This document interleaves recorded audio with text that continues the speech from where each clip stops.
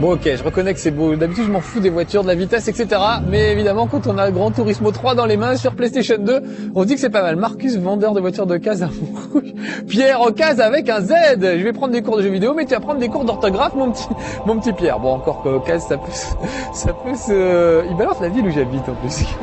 Et ma vie privée monsieur, qu'en faites-vous? Bon bref, ma vie privée je la déballe sans arrêt dans Level 1, donc pourquoi s'arrêter là effectivement.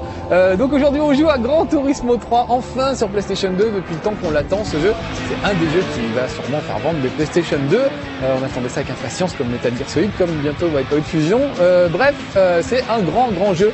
Effectivement, il est super réussi, c'est étonnant. Et même moi qui suis pas fan de vitesse dans la vraie vie, qui est une pauvre 106, j'avoue que voilà, regardez-moi ça, regardez comme c'est beau. Le premier était déjà magnifique sur la première PlayStation, première du nom.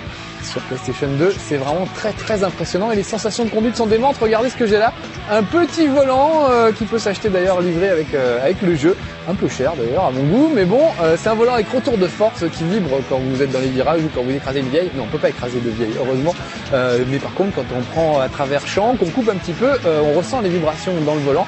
Et puis le volant se sert, c'est difficile à expliquer, mais se sert plus ou moins en fonction de ce qui se passe sur la route. Donc voilà, ça donne des très bonnes sensations de conduite.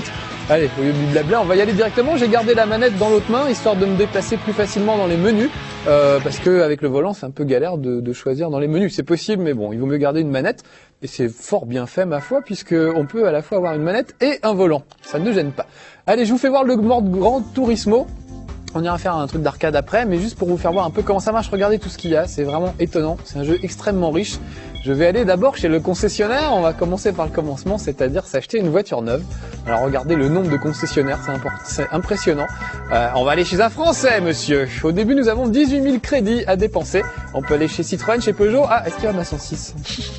Non, une 206 16 ou alors, oh magnifique celle-là, belle voiture de kéké avec des autocollants partout.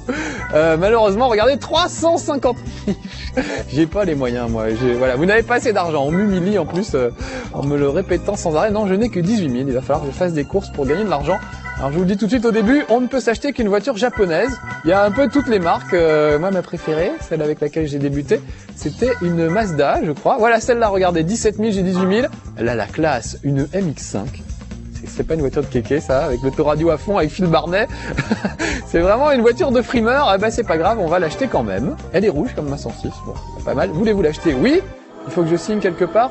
Oh. Vous savez, le bruit que ça fait quand on achète une voiture, c'est impressionnant. Voilà, et maintenant que j'ai ma voiture, eh bien, je vais pouvoir aller m'inscrire à des courses. Je peux aussi passer des épreuves de permis, c'est-à-dire passer mon permis de conduire carrément. Il y a tout ça à passer, c'est des épreuves de virage, de freinage, etc. On va pas les faire parce que c'est un petit peu chiant. On va tout de suite aller faire ma première course. Alors regardez toutes les ligues, c'est vraiment impressionnant. Il y a vraiment des tas de trucs. On va faire la ligue débutant puisqu'on est dans level 1 et nous on commence toujours par le début. Et regardez, même dans la ligue débutant, il y a plein de coupes. Il y a tout ça à gagner et chaque fois ça représente 3-4 courses d'affilée. Donc c'est vraiment très étonnant. On va commencer par une coupe Sunday. C'est pas une glace, c'est la première des coupes disponibles. Et on va commencer par Midfield Raceway. On pourrait avoir un aperçu avec la caméra survoler le terrain, etc. On va y aller directos. En un level 1, on fera évidemment pas le tour de Gran Turismo. C'est des heures et des heures de jeu. Alex Nassar y est depuis des années. On le voit plus, il se rase plus, c'est terminé. Il ne joue plus qu'à ça. Mais résultat, il a ouvert plein de bagnoles, il a trouvé plein d'astuces. Donc d'ailleurs, ce qu'il a fait, c'est qu'il a faire un test. Il vous a fait une espèce de truc où ça donne plein de conseils en fait pour se débrouiller dans Gran Turismo. Quelle voiture prendre, etc. Quelle course faire. Donc allez, c'est parti. Vous pouvez pas le voir, mais en dessous, sous mes petits pieds, j'ai un pédalier qui me permet d'accélérer et de freiner comme dans une vraie voiture. Et puis bien sûr, j'ai le volant. Regardez les vues, il y a que deux vues. Cette vue extérieure où on voit très bien la carrosserie, absolument magnifique. Et la vue interne que je préfère moi, c'est plus facile pour conduire avec ça. En bas, les compteurs de vitesse et devant moi un virage. Donc je vais commencer par ralentir pour tourner et pour essayer de pas me vautrer dès le début. C'est pas facile parce que moi je suis un fanat des Ridge Racer, Wipeout, etc. Donc j'adore prendre des virages à 300 km/h, etc. Et là, il n'est pas du tout question de faire ça. Il faut vraiment conduire prudemment, on va dire, et comme dans la vraie vie. Alors c'est assez étonnant quand on joue avec le volant, c'est vraiment très très surprenant. Si on joue comme un jeu d'arcade, comme un jeu vidéo, en fait on se plante, ça marche pas du tout. Et dès qu'on commence à jouer vraiment sérieusement, en ralentissant vraiment dans les virages, là tout à coup on a l'impression d'y être et ça marche vachement bien. Vous voyez par exemple là, dans la vraie vie j'aurais ralenti nettement avant, ce que je n'ai pas fait. Donc c'est marrant, je sais pas si ça vous le fait aussi, mais moi j'arrive vraiment à me mettre dans la tête que je suis au volant d'une vraie voiture. Et quand j'arrive à me mettre dans ces conditions-là, je conduis comme je conduirais réellement dans la vraie vie. Et les réactions des voitures sont celles, d'après les connaisseurs, sont celles des vraies voitures, des vrais modèles, etc. Avec la même puissance, la même accélération, la même maniabilité, etc. Donc c'est vraiment très très étonnant ce jeu. Et on ne peut pas déraper et faire le kéké comme dans Ridge Racer, ce que j'essaie de faire là, mais bon, ça ne marche pas. Vous voyez là par exemple, j'aurais vraiment dû ralentir. J'ai un petit peu abusé dans mon ralenti. Ça va pas très vite puisque c'est ma première voiture, c'est une petite voiture de tourisme, pas pour dire du mal de voiture Mazda, mais en tout cas on commence au début avec des voitures qui vont pas très vite, qui sont des classes tourisme, et puis on se retrouve avec des Formule 1. Il y a même des voitures de rallye, on verra ça tout à l'heure. Et évidemment, plus vous gagnez d'argent, plus vous pouvez acheter une grosse voiture, la booster, faire du tuning, ça fera toujours plaisir à Bertrand, on peut changer le pot d'échappement, absolument tout. Alors moi ce genre de truc je m'en fous complètement et ça me gonfle de changer le siège à boule à l'arrière, le pot d'échappement, le carburateur je sais même pas ce que c'est, le Delco, tout ce qu'on veut. Moi je m'en cogne vraiment, mais il y a des gens qui sont très fans de ça et qui vont adorer. Ceci dit on peut très bien se contenter de jouer sans rentrer dans tous ces détails purement techniques et sans avoir un BTS de garagiste, c'est pas la peine et on prend un vrai plaisir. Parce qu'on le verra tout à l'heure, il y a un mode arcade qui permet aussi de se faire plaisir simplement sans se prendre la tête. On peut jouer avec ses potes évidemment, avec un écran partagé en deux, on peut faire des courses. Et encore une fois, avec vraiment des types de véhicules très différents. Tout ça est très bien rendu. Il y a aussi bien des véhicules de rallye qui dérapent comme des malades, que des voitures de tourisme ou alors des Formule 1 qui vont beaucoup plus vite.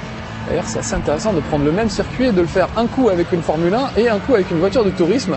Parce que là, on sent vraiment la différence et on se rend compte de la différence de pilotage. C'est vraiment super intéressant.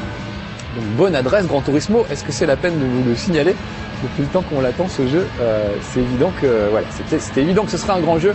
Il est extrêmement réussi, aussi bien pour les puristes et les gens qui aiment vraiment la vitesse et ce genre de trucs, que pour les kékés comme moi qui détestent ça en vrai et qui pourtant se font un petit plaisir à jouer entre potes. C'est vrai que c'est toujours rigolo de se faire une course avec des potes. Et alors avec le volant, je vous garantis que les sensations... Ah là par exemple quand on se cogne dans le mur ça vibre. Les sensations sont vraiment au rendez-vous. Oh là là, oh, je suis carrément à l'envers. Oh là là c'est dommage, j'étais en deuxième position. J'ai braqué, contre-braqué. Et voilà, et là je me retrouve quatrième, je vais vraiment avoir du mal à remonter. Un truc super aussi c'est que quand vous courez contre l'ordinateur, les adversaires sont extrêmement bien gérés vraiment. Ils se calent un peu en fonction de vous. Là vous voyez par exemple je me suis retourné, normalement ça devrait être foutu pour moi. Là ils me laissent quand même remonter un petit peu.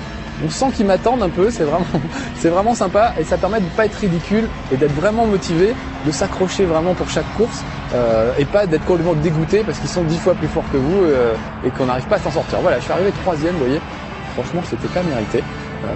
Après un beau début, c'était pas génial. Donc il y a les fameux ralentis de Gran Turismo. Peut-être j'ai laissé juste le premier. Alors j'ai gagné combien? Ouais, j'ai gagné quelques crédits, donc ça peut pas faire de mal. Je pourrais booster ma voiture. On va juste regarder un tout petit peu le début du ralenti.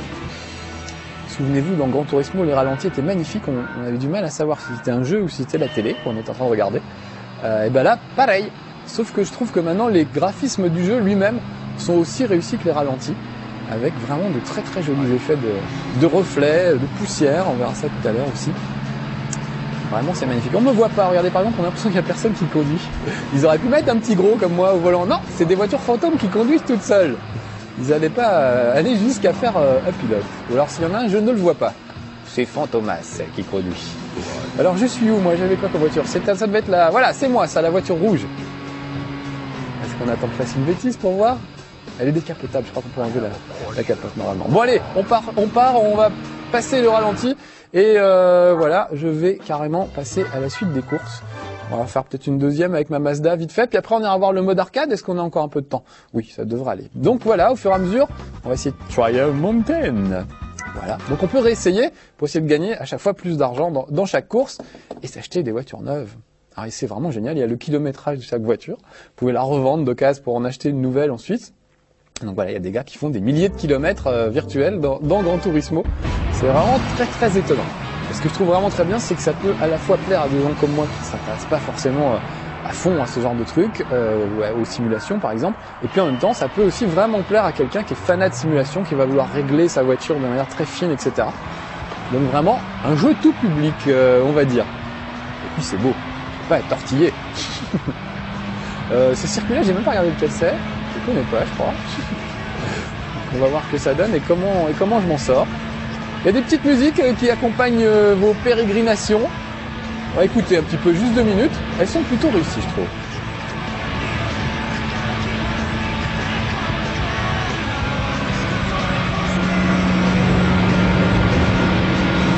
Le bruit du moteur est aussi assez étonnant en fonction de la bécane que vous avez choisie. Ce sera évidemment pas le même bruit de moteur. Donc vraiment, c'est un jeu très très complet et extrêmement riche. Ah, je reconnais, c'est le circuit avec la forêt. Vous allez voir, à un moment, on passe dans un sous-bois. C'est vraiment magnifique. Je préfère avoir un gars devant moi parce que je vois quand il ralentit. Et ça me sert un peu de point de repère. Alors que quand je suis premier, ça n'arrive pas tous les jours, on est d'accord, mais quand je suis premier, j'ai plus de mal à savoir s'il va falloir que je ralentisse dans un virage ou pas. Alors que quand il y a un gars devant, ça permet tout de suite de mieux se repère. Ah, on arrive dans mon sous-bois préféré. Regardez bien, on se croirait vraiment... Regardez, c'est les raies de lumière qui filtrent à travers le feuillage. On se croirait en vacances sur la National 7. C'est vraiment extrêmement bien fait. Ah, voilà le virage que j'aime pas. Donc moi en général, ce que je fais, c'est que je coupe. C'est encore le plus simple. Voilà, là je m'en sors pas trop mal. Donc vous avez vu, le gars est devant, il me titille un petit peu, il reste quand même relativement près, en même temps il se laisse pas doubler. Donc ça, je trouve l'intelligence artificielle est vraiment très très réussie. Juste ce qu'il faut pour vous motiver et jamais trop pour pas vous décourager non plus. Donc vraiment, ça c'est très très fort parce que ça permet de s'y mettre, quel que soit votre niveau, et de prendre du plaisir avec ce jeu vraiment. Même sans être un spécialiste. Après, on devient un spécialiste, donc c'est encore mieux. Une belle longue dirigeable dans l'air. Regardez-moi ça, 0 clipping, c'est vraiment très très beau. Alors là, il y a un petit virage. Moi, j'ai une petite tradition, c'est de le couper. Ça va aussi vite et ça permet en général de grignoter une place. Regardez, hop là. Et voilà, et là, normalement, je me retrouve premier. Voilà, si tout va bien. C'est triché, hein, je vous l'accorde, mais il n'y a pas de point de pénalité quand on fait ça. Donc, après tout, pourquoi ne pas en profiter ? Avec le volant, c'est vraiment bien, on peut vraiment doser de manière très très fine la direction, le guidage, ça se dit, le guidage de la voiture, la direction. Évidemment, on peut jouer avec une manette analogique, c'est toujours un peu très sensible la manette analogique, donc on a toujours tendance à en faire un peu trop et à filer des grands coups de volant. Alors qu'avec le volant, le vrai volant, on se rend vraiment beaucoup mieux compte. Le problème, c'est qu'il est vraiment très cher. Je crois que c'est pas loin de 400 balles et c'est quand même qu'un bout de plastique. Faut pas exagérer non plus. En plus, il ne marche pour le moment qu'avec Gran Turismo, je crois. Les autres jeux sont pas compatibles avec. Donc, faut vraiment être fanat de Gran Turismo pour avoir envie de l'acheter. Mais ceci dit, c'est très possible parce que c'est vraiment le genre de jeu qui donne envie de s'acheter une console. Je me souviens avoir vu dans des grandes surfaces des gars acheter à l'époque une PlayStation avec Ridge Racer et un volant. Et que ça, parce que voilà, c'était genre des jeunes 4 dynamiques et ils voulaient s'éclater avec Ridge Racer, un volant et une voiture. Ils ont peut-être jamais acheté d'autres jeux que celui-là, mais ils se sont fait plaisir et je pense que ce sera le cas aussi avec Gran Turismo et ce maudit volant. Alors là, il n'y a personne pour me servir de point de repère. Je vais donc allègrement me vautrer. Ah non, ça se passe plutôt pas trop mal. Regardez dans le rétro, il est là. Il est juste derrière moi, il me talonne. Vous voyez comment ils sont. Il est là, il fait mine de me rattraper pour me mettre la pression, puis en fait, il me rattrape pas. Donc ça, vraiment... Bien joué, bien joué. L'intelligence artificielle est vraiment extrêmement brillante. Beaucoup plus intelligente d'ailleurs qu'un conducteur normal qui fait des appels de phare, qui klaxonne, qui conduit comme un crétin et qui boit au volant. Eux ne boivent pas. Ils ont rarement d'accidents d'ailleurs. C'est arrivé, on en a vu, mais c'est quand même assez rare. Alors par contre, un truc, les puristes râlent un petit peu, la voiture ne s'abîme pas. Ouais, je vais me mettre comme ça histoire qu'on la voit un petit peu mieux. La voiture s'abîme pas même si vous n'arrêtez pas de vous cogner de tous les côtés. La voiture reste impeccable. Et voilà, donc c'est un peu ça, c'est un peu le côté arcade du jeu, on va dire. Mais en même temps, c'est plutôt bien parce que quand vous faites un championnat, il arrive que vous ayez à faire 20 tours d'affilée, un truc en boucle. Alors si au 18e tour la voiture tombe en miettes, tombe en panne, il faut tout recommencer et c'est un petit peu difficile. Donc quand vous faites ce mode que je suis en train de faire là, faire gagner des trucs, il y a vraiment plein d'épreuves très très différentes, c'est très très long, très très varié. Et parfois énervant de perdre juste sur la ligne d'arrivée, faut tout recommencer. Donc ça peut être un petit peu pénible, mais en tout cas, voilà, au moins la voiture ne s'abîme pas, donc on ne craque pas à cause de ça. Je vais sortir du mode Gran Turismo, on va revenir au mode arcade, histoire de voir d'autres trucs, notamment je voudrais vous faire voir les voitures de rallye.